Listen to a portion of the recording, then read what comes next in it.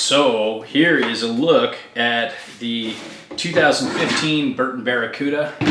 It's a board, it's just one of my favorite powder boards. Has been for a couple of years now. You know, as you can see from the camber profile, unlike there's a couple different types of S-rocker with Burton's line. Not all S-rocker is the same. There's some S-rocker that's almost like 100% camber. Like with the landlord and the flight attendant. Here, let me show you. As you can see with this board, camber profile, it's all camber almost. There's only just a little bit of rocker, like right here, you know, from like the family tree logo to before, you know, the tip. So it's almost an all camber board.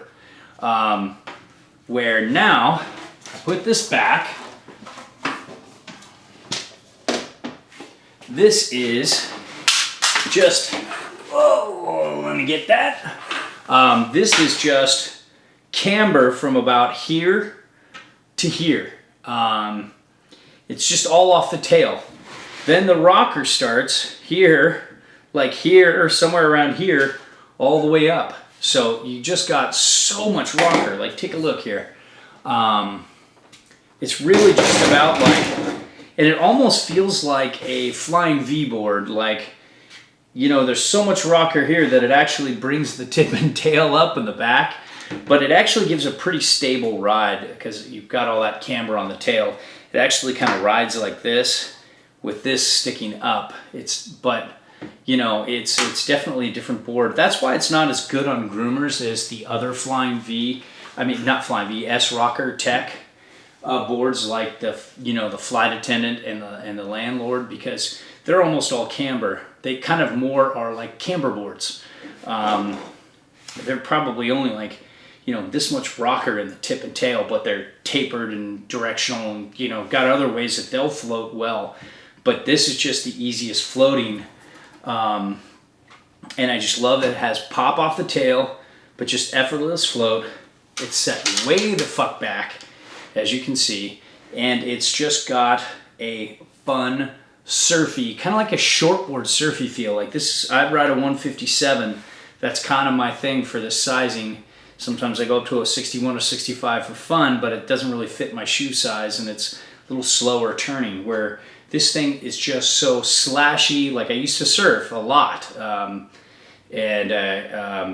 you know, I was really into shortboards, and this gives me that shortboard feel, but it doesn't feel like a shortboard where it's so, you know, low in the water. It still has float, but it just has that slashy shortboard feel where you just want to, you know, you can dart in and out of trees. You just want to go up and just, you know, slash and throw spray. You just want to see a lip on the mountain, you want to hit it, and it's just a really fun board. It's one of my favorite powder boards, especially if it's like a I love this on like a day, for me personally, when it's still snowing a lot, but there's a lot of powder that's already accumulated, and you're spending most of your days riding through trees and the top of the mountain's closed because of wind visibility and all the, you know, it's like white out at the top, and you know, I just love darting in and out, you know, on all kinds of terrains, you know, steep or not even that steep. But it's also, I mean, amazing on a bluebird day, just going out and making big wide open turns on like an open face. But you know, all in all, one of the better powder boards I've experienced, and I just love that camber off the tail. So it just really pops. You know, you can just spring off of anything. You can ollie off wind lips so easy, and it just makes riding powder easier and a lot more fun.